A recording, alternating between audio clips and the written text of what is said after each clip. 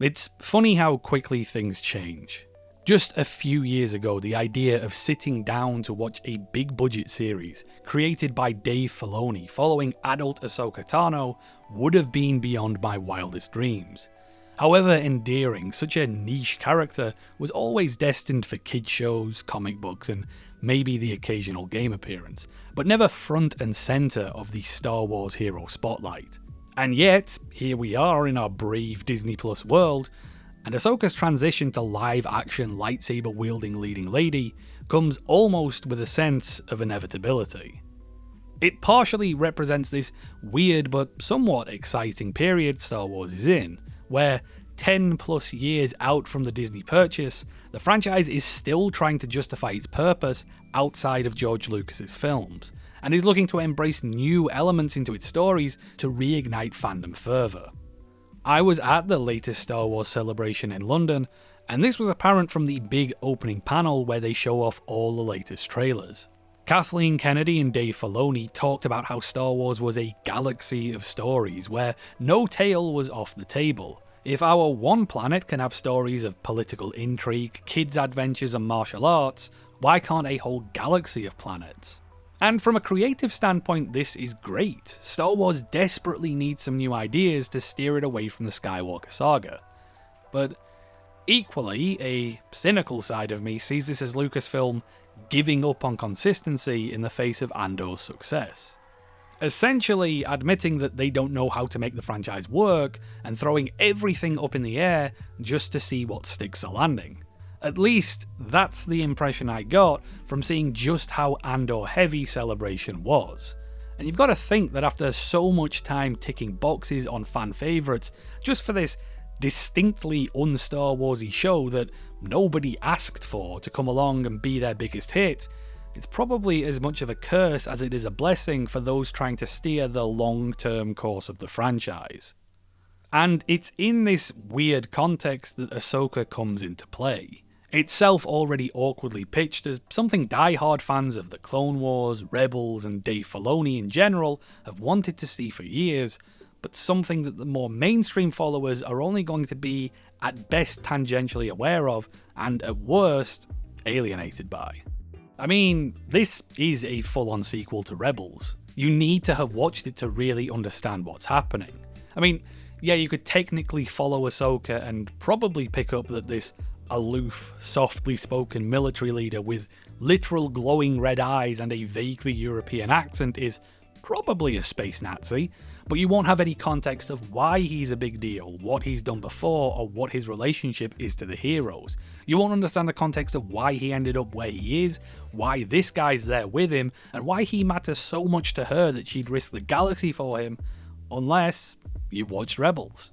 And I say all this as someone who's seen Clone Wars, has seen Rebels, and is a massive Ahsoka Tano fan. I mean, she is the character I am most invested in from all of Star Wars. Ahsoka leaving the Jedi Temple is the most emotionally resonant moment in the whole franchise as far as I'm concerned. So putting my feelings for her as a character or my thoughts on the wider franchise aside, show's kinda mid. Alright, truth be told, I enjoyed the show. The action was enjoyable, the visual designs were great, and there were some fun callbacks and team banter, and it was genuinely heartwarming to see these characters back on screen. Pretty much every episode put a smile on my face, but that's about it. And that's fine, but it does feel like empty calories a lot of the time. Catching up on a bunch of beloved characters is nice and all, but it isn't the same as good writing. And I can't even begin to imagine what anybody's getting out of this if they aren't already a pre-existing fan of Rebels. This much was apparent from the early episodes, with Hera and Ahsoka catching flack for seeming overly smug and aloof, which put viewers not familiar with their characters off.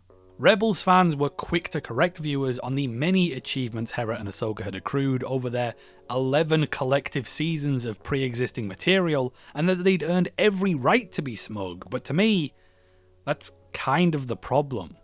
Like, from an in-universe standpoint, that's perfectly reasonable. They do have plenty of accomplishments.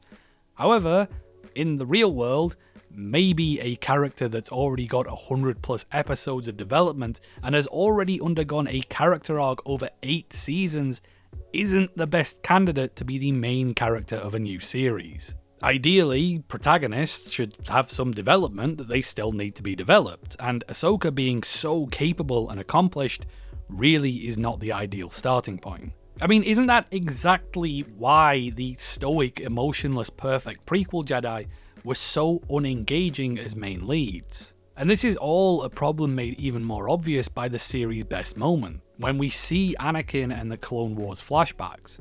When I said the show put a smile on my face, this was when I was at my smiliest.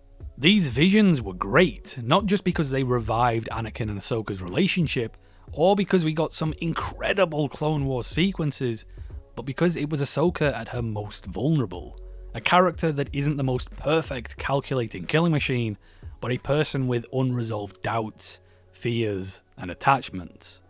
As a fan of Ahsoka, that was always one of the most interesting things about her. Growing up as a Padawan during war, she learned to be hyper-effective in combat and killing at the expense of all the other parts of being a Jedi. She was young and impressionable and being taught by literally the worst fucking person possible for that job, leaving her training and him just a couple of months away from him becoming a child-murdering psychopath. This was all entirely Yoda's idea, by the way, for him to be her master, which is something you can read more about in my upcoming novel, 1001 Reasons Why Yoda is the stupidest motherfucker in the entire galaxy. And seeing this series raise the unresolved trauma Ahsoka has around Anakin and how her experiences during the Clone Wars left her kinda fucked up is something that I have wanted to see Star Wars acknowledge for years, but it doesn't actually do much with those ideas. Like, the people justifying the depiction of Ahsoka as competent and accomplished didn't ever try to deny that that depiction existed, they only tried to explain why it existed. Ahsoka being so perfect doesn't at all gel with the idea that she's a traumatized former child soldier.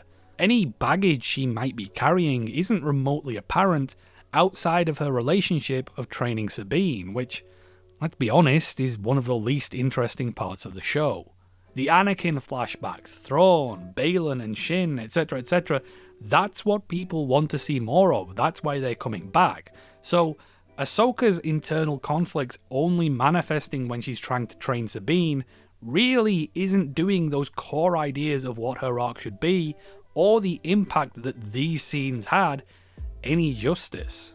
I mean, if we're talking about series centered around former Jedi dealing with their traumatic past, largely stemming from the actions of Anakin Skywalker, Kenobi honestly did this better than Ahsoka. Obi-Wan actually felt scared and weak and vulnerable at times, like he was actually going through some shit in a way that Ahsoka simply never does.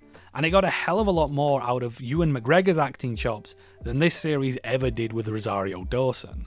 I mean, yeah, I think Ahsoka is a better series overall, but in this aspect, you've got to give it to Kenobi. And if you're going to build a series around a pre-established Jedi badass, you probably want to knock them down a couple of pegs so that we can see them build themselves back up. And honestly, that's kind of just it for Ahsoka's arc of this series. She starts off as a badass, flirts with the idea of having some unresolved trauma, and then just goes back to being a badass. And it's not much better for the other characters either. Sabine giving into her feelings for Ezra and making an objectively terrible decision was a great moment that should have shaken things up, but really didn't. She never ends up facing any repercussions for her actions, not even from Ahsoka, who seemingly forgives her because it was the will of the Force or something. Like, call me crazy, but I don't think the Force should be used as an excuse to hand-wave the logical and emotional conclusions to a story's trajectory. Again, isn't this why the prequel Jedi were pretty bad main characters? The bad guys are very good at standing around and looking cool though. I was going to say this series doesn't really give you much of a handle on why Thrawn's such a big deal, but then again, I guess neither did Rebels really. I mean, he got his arse handed to him week in, week out by 15-year-olds, he's not that fucking smart. Baylan standing on a mountaintop and brooding instead of doing anything practically useful looks cool, but it's not great writing, which is a pretty good encapsulation of this show as a whole, to be honest. And as for this dude, if you're still getting excited over stormtroopers with unique armor sets, Jesus, I don't know what to tell you. Hera goes rogue and gets a bunch of innocent pilots killed And then the show tries to make it out like it's a travesty that she's being questioned over it. She disobeyed orders and people died. That's more than just a bad day at the office.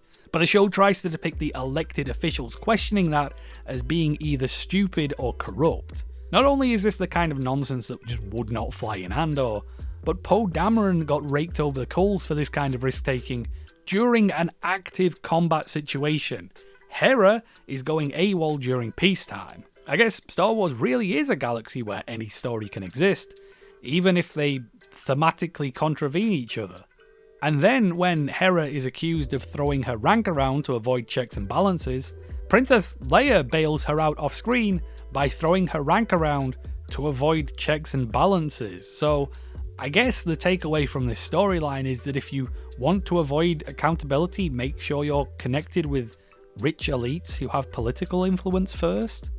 And it's true, more than anyone, Dave Filoni has earned the right to show off all of his toys and have his stormtrooper zombies and spooky witches and Kurosawa references and flaming katanas and wolves and owls on a big mega budget. But none of these references to his previous works makes this series a coherent story.